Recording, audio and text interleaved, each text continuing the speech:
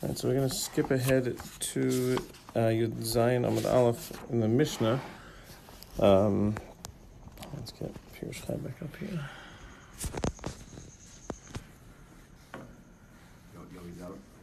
I guess he wasn't here this morning with Alvin.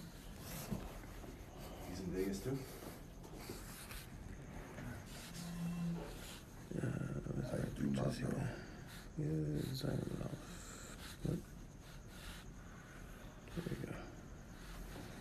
Okay, so the Mishnah Yud Zayin Amud Aleph, towards the bottom of the page.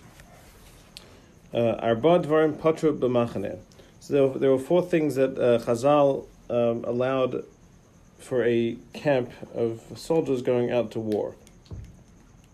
And what were those four things? Mevim eitzim mikol makom. They're allowed to gather wood from anywhere. Which means that the prohibition of stealing was waived in that situation. They're allowed to take wood from any place. They are potter from washing their hands. They are potter from being concerned about demai, meaning they're permitted to eat demai, which is the produce which is in a doubtful status whether truma was taken from it or not. Umil arif, and they're also potter from having to make an eruv. Oh yeah. Let's see Rashi. 5 lines from the bottom. Rashi says, "B'machaneh hayotis l'milchama." This camp that's going out to war. Mevi'in eitzim ve'in chashishim legezel. They can bring wood from anywhere, and there is no concern of theft. Umil arev, eruv chatzeros. So this is talking about eruv chatzeros, as we've been talking about much of eruv until now, which is joining together two different chatzeros. Im hikifu elu ve'elu. If they surrounded on this one side and the other, and there's a wall in between the V'yesham Pesach, Ein Tzrichin L'Arev. Then, even if once there's a doorway in between, I think there's a picture here, 247. There's a doorway in between. They don't need to actually make an eruv. That's enough. As long as they're somewhat surrounded, they don't need to worry about making the actual eruv with the matzahs, as we've mentioned before. So That's not what I mean when they talk about making it. They don't only make an eruv. Right, they don't need to make the actual eruv, not building an eruv, but they still have to have something surrounding them. Right, to an extent, as you see that Rashi says, but it's got both sides and a wall in the middle. So that's only if they're in camp. If they're on the move, we're talking all bets are off, right? I mean, that's in the right. camp. I mean, I would guess they're stopping on Shabbos or whatever the situation calls for. But assuming they're camped at that point, or whatever the situation is, if the need would arise for them to be somewhere on Shabbos, they would not need to make the eruv in that sense. Okay, so let's see the Gemara. The Gemara says, Tanar Rabbanon. So we learned in a brisa, Machane hayotos l'milchemes harashus, a camp that goes out for a war that is of rashus, which is as opposed to a war of a mitzvah. A war of rashus being that the king at the time makes the decision that to go to war to expand the borders of the land, whatever the case may be. The term begezel itzmi veshim. So the Brisa says that they are permitted to steal or take without permission, obviously, dry wood. Rabbi Yehuda ben Tema says, "Avchonin b'chol makom." They can even camp wherever they want. And in the place where these soldiers are killed, that's where they are buried. So there's a brisa which says something very similar. So the Gemara is going to now discuss compare and contrast the Mishnah and the brisa. Let's just see Rashi first. The third wide line of Rashi at the bottom of the page. Milchemes harashus, stam milchemes rashus, mi milchemes Yeshua ve'elech. A general any war of rashus, any war which is sort of optional. It wasn't a requirement. Is any war after the time of Yeshua? Shehi ha'izum milchemes mitzvah. That the war of Yeshua was considered a mitzvah. That was the only war of a mitzvah to go and conquer Eretz Yisrael. Any war after that is considered a milchemes rashus. Eitzim yiveshim v'kol shkein lachem. So Rashi says, the Brisa says dry wood and certainly moist fresh wood. Okay, back to the Gemara at the 2 dots, just after the 4 lines from where the Gemara starts. Mutarim begezel eitzim yiveshin. Hai takanta di Yeshua hava. So the Gemara says that was one of the takanas. That was one of the decrees that Yeshua put into place. She humarin b'charshin, that they're allowed to feed their animals. They're allowed to bring their animals to feed in plowed fields. And they're allowed to gather wood from anyone's field. These armies.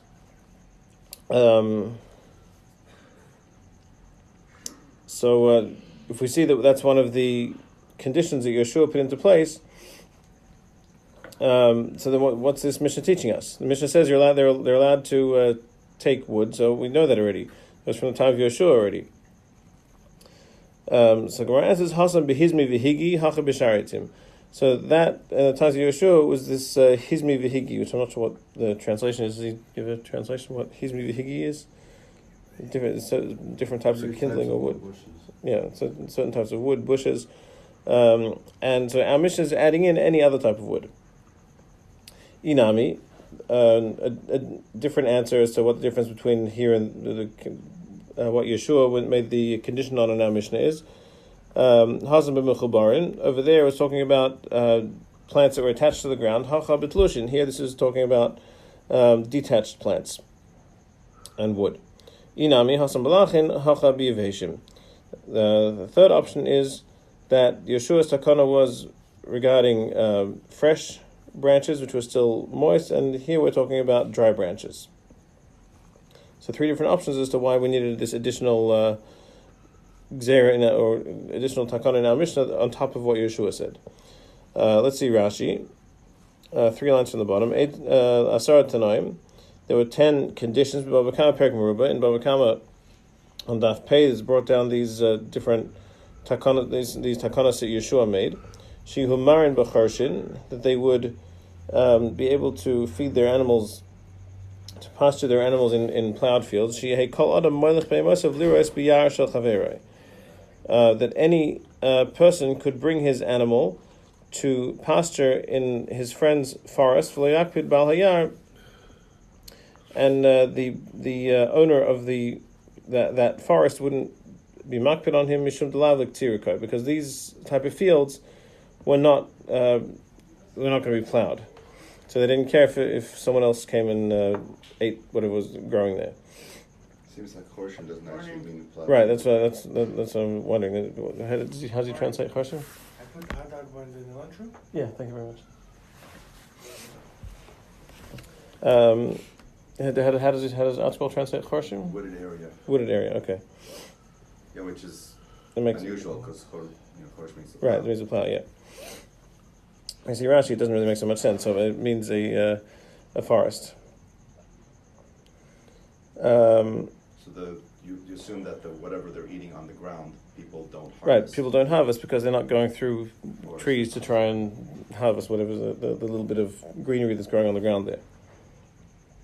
Hacha b'tlushin, afal pishet tolshim habalim. So even though the owners detach them l'tzarchan for their own use, lahesek, to whether to use it for fire, v'yesh b'hem mishum gezel, and really there would be an isser of stealing etza acherim. For any regular person, there would be an isser of gezel. These soldiers going out to war in this camp are permitted to take this wood. Okay, so I think we're finished with that. Let's move on to the next quote from the Mishnah. So Mishnah said, Yehuda ben Tema Omer, Af chonin b'chal makom, of makom sheneragim shom nikbarim. 2 more items where they can even camp wherever they need to, and where these soldiers are killed, that's where they're buried. So Pshita, the Gemara says it's obvious. Meis mitzvah hu. This soldier would be considered a meis mitzvah. Meis mitzvah konim mekomoi. And the meis mitzvah acquires the place where he dies, and he can be buried right in that place. Let's see Rashi. What's the question. Meis mitzvah kainam akaimai, that a meis mitzvah acquires his place. Echad miyud tanai shehisna Yeshua. This is also one of the 10 things that Yeshua enacted. So the question is, what's Rabbi Yehuda ben Tema telling us that in the place where they're killed, that's where they're buried, because we know that already a meis mitzvah is kind of makom, and these people are apparently assumed to be a meis mitzvah because they're not coming with their families. There's nobody there to take care of them. So the Gemara says, no, we need to add this case also. Afal gav d'isay kovrin, that no, even though there are people who would be responsible for burying him, Rashi says, the first top Rashi on the page is on Yud Zayin Amud Beis, d'isay kovrin sheyesh lo yarshin, that there are people to inherit this soldier who was killed in battle. Even though there are heirs, he still is buried right there. So he's cause a problem if the land's owned by a Kohen. So the Gemara's going to get into that exactly how far when you can move him, how far you can move him, but the simple understanding of what Rabbi Yehuda ben Tema is saying is that this soldier is considered basically has the same halacha as a meis mitzvah, even though he may not be a meis mitzvah, because meis mitzvah has nobody to take care of him. This person, even if he has people who would take care of him, he has yarshim, he still acquires that place where he falls to be buried. The Tanya, okay, back in the Gemara, first line of the Gemara. The Tanya, we learned in the Brisa, Ezo meis mitzvah. What's considered a meis mitzvah? Kol she'en lo kovrin. Anyone who doesn't have anyone to bury him, korei v'acherim oinen osoi. If he calls out and other people answer him, ein ze meis mitzvah. That's not considered a meis mitzvah. A meis mitzvah kanam akoimoi, and a meis mitzvah acquires his place. So, meaning a meis mitzvah is anybody who really doesn't have anyone around him, anyone to take care of his needs after he passes on. And a meis mitzvah acquires the place where he dies. Vatanya, we learned in the Brisa, hamoitze mace, someone who finds a mace in a public area, mutal bistratya, if he's lying on the thoroughfare, mafanehu liyamin istratya or lismol istratya, you can move him off to the right side of the street or the left side of the street, to the sidewalk or whatever it's called.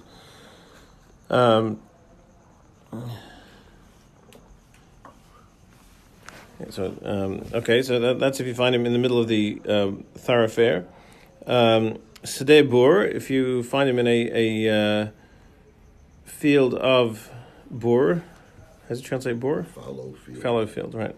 Usadeh nir, or a white field, which is a wheat field, plowed field. Right, mefaneh l'sadeh bur, then you bring him into the fallow field. Sadeh nir v'sadeh zera, if you find him and you have the option to move him in a if you have the option to move either into a plowed field or into a field of planted sown field, then you move him into the plowed field.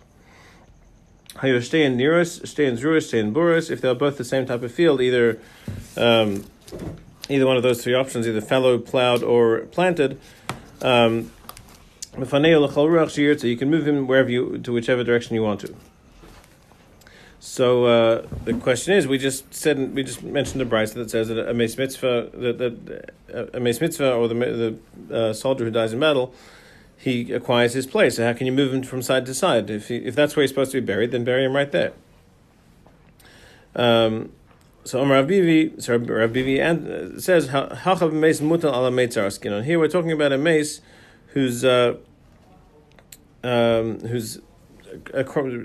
across the whole path. Once you're allowed to move him from the roadway, so then you can move him whichever direction you want. See if he's not lying across the roadway or the whatever it is, then you got to bury him where he is. And you see the picture in 248. He says shows you what he means. If he's if he's blocking the road, and the issue, as Rashi is going to point out, the issue is kohanim and people working with truma and taras. and all those sort of things, it's going to cause major problems. So that's why we move him to the side. So he's saying, depending on which field he died in, he'd have to be buried in that field, the plowed field versus the... Well, I mean, again, these are all talking where he died in the middle of the road. If he died in the field, then apparently it sounds like you would just bury him right in the field there. Let's see Rashi. B'Isratya, the second Rashi on the page, and the thoroughfare, Derech Kvusha, this was the main road that was taken over. Mefanehu, you move him. So Rashi is explaining the Gemara's question that if you think that he acquires his place, then how can you move him? That he's lying across the width of the road, from one side to the other. Since there was permission given to move him because of the Kohanim and the people working with Taras, that they shouldn't go over him and make an oihel over him. Then you can move him. Once you're moving him, you can move him to wherever you want. And the Gemara gives us the order of which, if you have different options where to move him, you should move which direction you should move him. Okay, let's go weiter in the Gemara. And you're potter from washing your hands. Amar Abaye. So Abaye says, Lo shano el mayim rishonim. So this is only talking about washing before you eat. But famous words, mayim achronim is a chayva. So even though they were potter from washing their hands before, they still have to wash their hands afterwards. Amar Rav Chia bar Ashi says, so why do we say that mayim achronim is a chiyuv, that it's obligatory, you can't get out of it? So he answers, there is this Sodom salt, which blinds the eyes. So if you're putting salt on your food and you touch your eyes, it can have very severe effects. So Amar Abaye says, that this melach sdomis is found there's a small pinch of it in every kur of regular salt. And therefore we're concerned about that. You have to wash your hands after you eat. The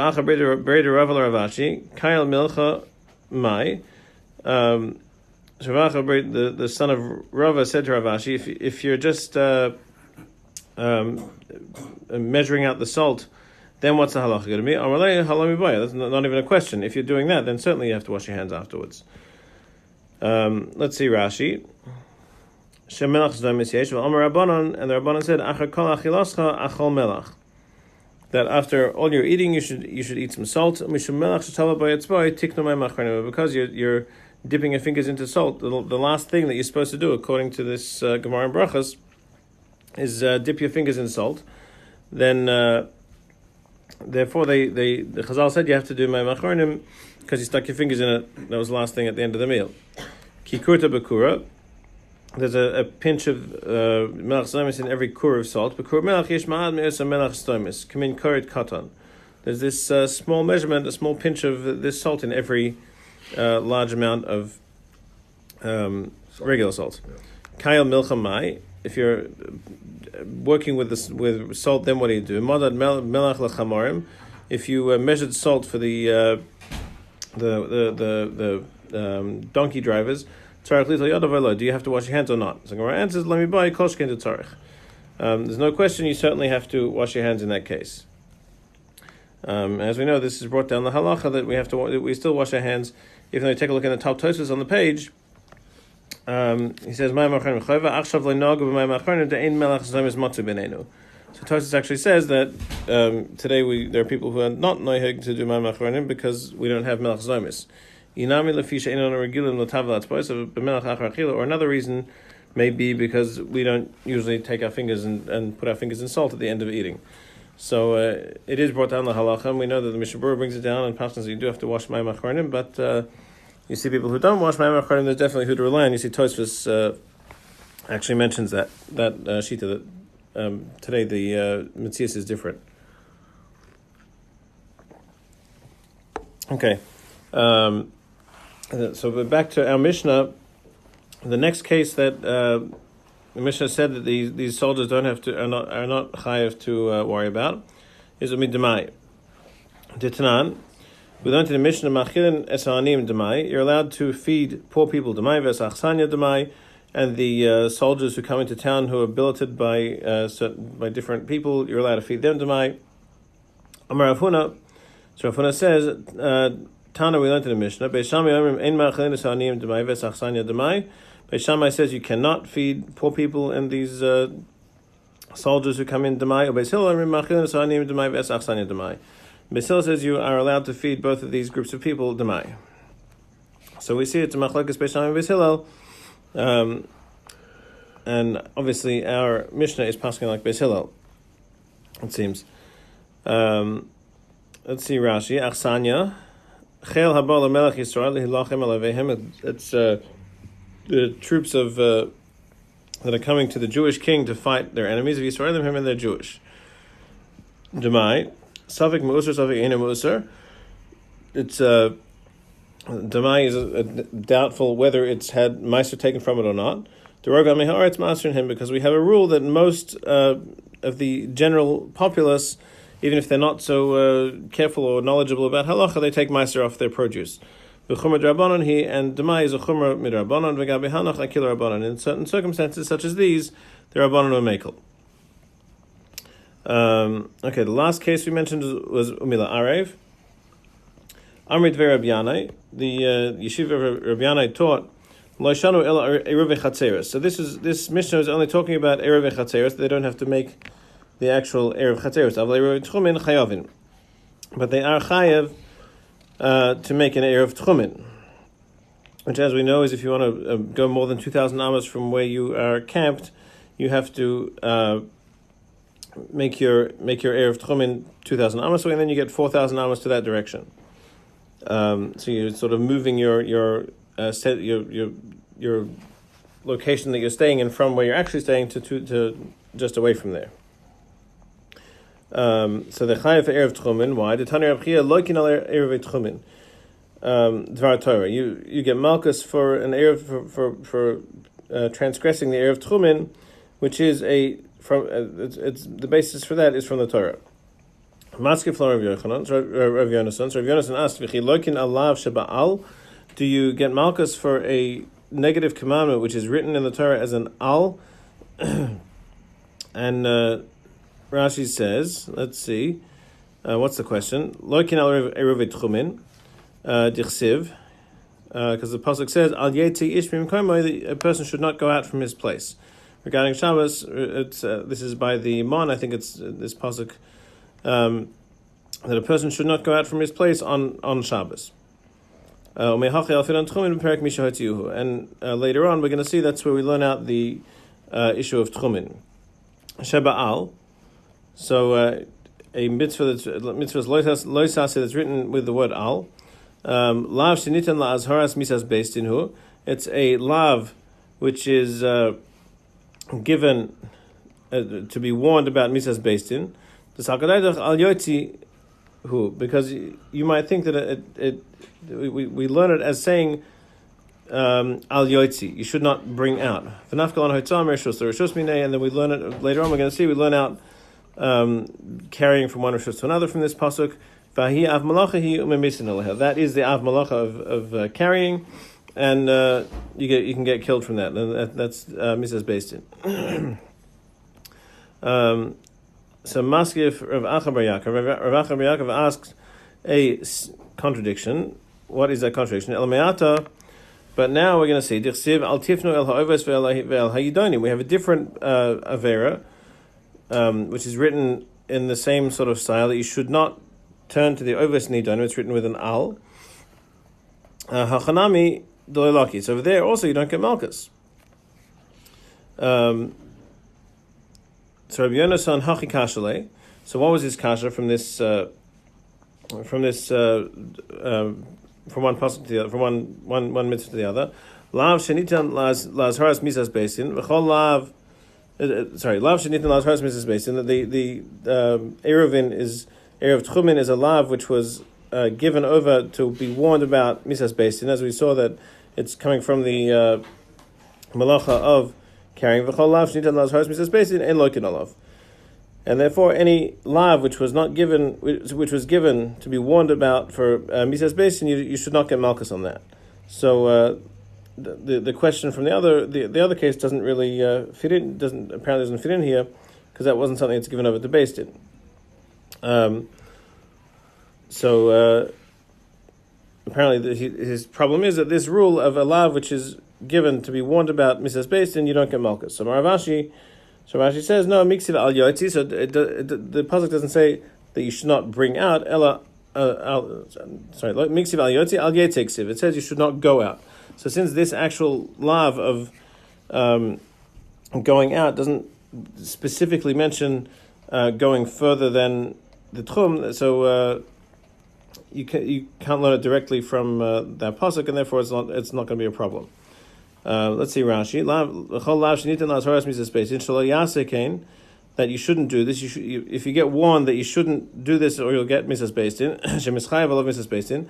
And loikan olav, you don't get malchus for that avera. Afilu lo hisru by the misa, v'hisru by the malchus. Even if the person warning made a mistake and warned him for malchus, not for misa, the hashra le miktel, he's still not going to get killed. Afilu hachi le loki, he still doesn't get malchus. Now as far as misa nitan v'lo malchus, because this particular avera was given for the warning of misa, and there's no connection to malchus. You can't give him malchus.